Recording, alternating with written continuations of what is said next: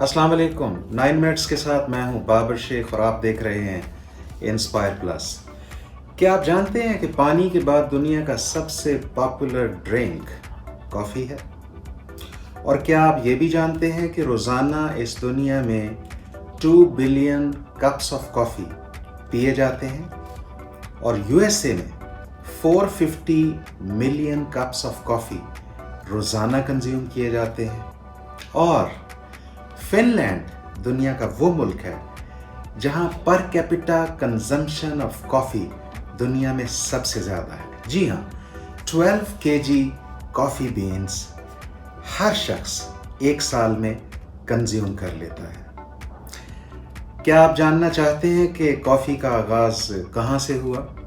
अगर आप जानना चाहते हैं तो आइए मेरे साथ चलिए इथियोपिया, क्योंकि कॉफ़ी का आगाज़ इथियोपिया से हुआ था। यूं तो कॉफ़ी के आगाज़ के बारे में हतमी तौर पर कुछ भी नहीं कहा जाता कि इसका आगाज़ कब हुआ और कहाँ से हुआ, लेकिन कुछ लेजेंड्स हैं कॉफ़ी के बारे में और एक मशहूर लेजेंड मैं आपसे शेयर करना चाहूँगा।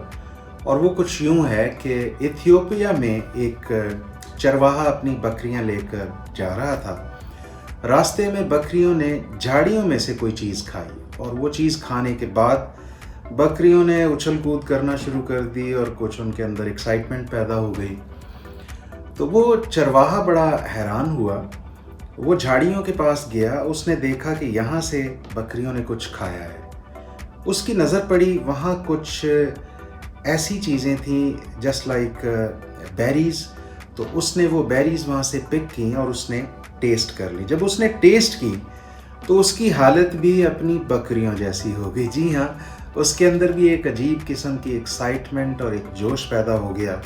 वो बड़ा हैरान हुआ कि ये कैसी चीज़ है जो बकरियों ने खाई, तो उनके अंदर भी एक जोश और एक एक्साइटमेंट पैदा हो गया है और उसने ख़ुद टेस्ट किया तो उसकी भी हालत वैसी ही हो गई है।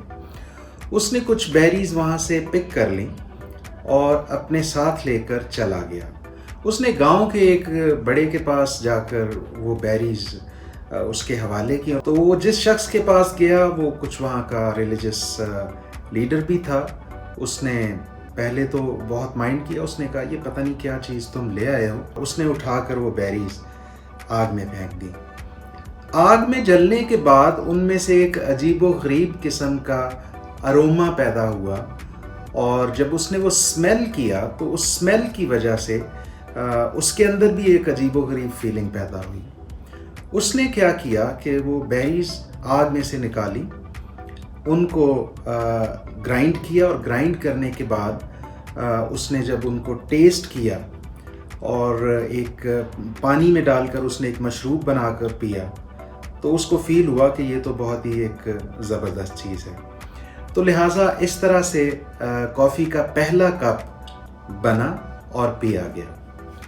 उसके बाद कहा यह जाता है कि इथियोपिया से कॉफ़ी कल्चर जो है ये पहुंच गया यमन में और यमन में जब पहुंचा तो वहाँ पूरे अरब में ये कल्चर फैलता चला गया। कॉफ़ी कल्चर ने वहाँ फ़रोग़ पाया और वहाँ कहवा खाने खुल गए, कॉफ़ी हाउसेस भी उनको कहा जा सकता है उस ज़माने के। तो हुआ यूँ कि जो एलीट ऑफ द टाउन थी उन्होंने तो अपने घरों में बहुत बड़े बड़े रूम्स एलोकेट कर दिए और वहाँ पर गेट टुगेदर्स का अहतमाम किया और अपने मिलने जुलने वालों को, अपने फ्रेंड्स को वहाँ पर इनवाइट करते थे और वहाँ गेट टुगेदर्स होती थी और वहाँ कॉफ़ी पी जाती थी, गपशप होती थी, सोशल इश्यूज़ पर बातचीत होती थी, पॉलिटिकल इश्यूज़ पर भी बातचीत होती थी। तो इस तरह महफ़िलें जमना शुरू हो गई। वो तबका जो बहुत ज़्यादा अमीर नहीं था उनके लिए भी कुछ छोटे छोटे कहवा खाने खुल गए जहाँ उन्होंने भी गैदर होना शुरू कर दिया और वहाँ बैठकर वो गपशप करते थे और अपनी दिलचस्पी के मामलात आपस में शेयर करते थे। कहा यह जाता है कि इथियोपिया में आज भी कॉफ़ी को एक बहुत ही रूहानी किस्म का एक्सपीरियंस तस्वर किया जाता है और आज भी वहाँ कॉफ़ी बहुत ज़्यादा पॉपुलर है। گھر میں ہی اسے روسٹ کیا جاتا ہے، پھر اسے گرائنڈ کیا جاتا ہے اور گرائنڈ کرنے کے بعد اس سے کافی بنائی جاتی ہے۔ کہا جاتا ہے کہ وہاں سے کسی نے کافی کے کچھ بینز اسمگل کیے، یہ کوئی 16th سینچری کا واقعہ ہے کہ وہاں سے اسمگل ہوئے اور اسمگل ہونے کے بعد یہ انڈیا میں آ گئے، اور اس طرح سے انڈیا میں بھی کافی پہنچ گئی اور یہاں پر بھی لوگوں نے کافی استعمال کرنا شروع کر دی۔ آٹمنز کا امپائر چونکہ بہت زیادہ پھیلا ہوا تھا، تو 17th سینچری میں آٹمنز نے جب ویانا پر حملہ کیا اور ویانا کو سیج کر لیا، تو وہاں پر کہا جاتا ہے کہ ایک ایمبیسڈر تھا، کلوشکی اس کا نام تھا۔ کلوشکی چونکہ عربز میں رہ چکا تھا اور وہاں کے کلچر سے بھی واقف تھا اور کافی کلچر سے بھی واقف تھا، وہاں کا لباس بھی وہ پہنا کرتا تھا، تو شہر تو چونکہ سیج ہو چکا تھا، تو اس وقت پھر کلوشکی سے ریکویسٹ کی گئی کہ وہ کسی طریقے سے وہاں سے نکلے اور ہیلپ کے لیے فرینچ گورنمنٹ کو کانٹیکٹ کرے تاکہ ان کے لیے مدد آ سکے۔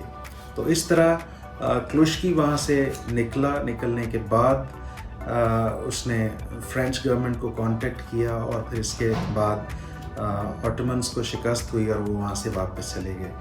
واپس جاتے جاتے ایک انٹرسٹنگ واقعہ یہ ہوا کہ ان کے ساتھ بہت سے کافی بینز تھے جو وہیں چھوڑ گئے، اور وہاں چونکہ آگ لگی ہوئی تھی اور اس آگ میں یہ کافی بینز بھی جل رہے تھے، تو کلوشکی چونکہ آلریڈی کافی کلچر سے واقف تھا، عربز میں رہ چکا تھا، تو اس نے جب اسمیل کیا کہ یہاں سے تو کافی کی اسمیل آ رہی ہے، تو اس نے فوراً نوٹس کیا کہ یہاں کافی کی کچھ کوانٹٹی موجود ہے، تو اس نے فوراً وہاں پہ جو کافی موجود تھی اس کو سیکیور کیا اور لوگوں کو بتایا کہ یہ کافی ہے اور بہت زبردست مشروب ہے۔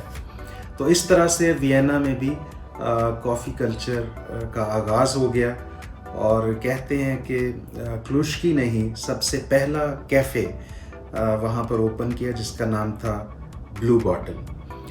اسی طرح پھر ترکی میں یہ کلچر بہت زیادہ پھیل گیا 17th سینچری میں، وہاں بھی بہت سے کافی ہاؤسز کھل گئے،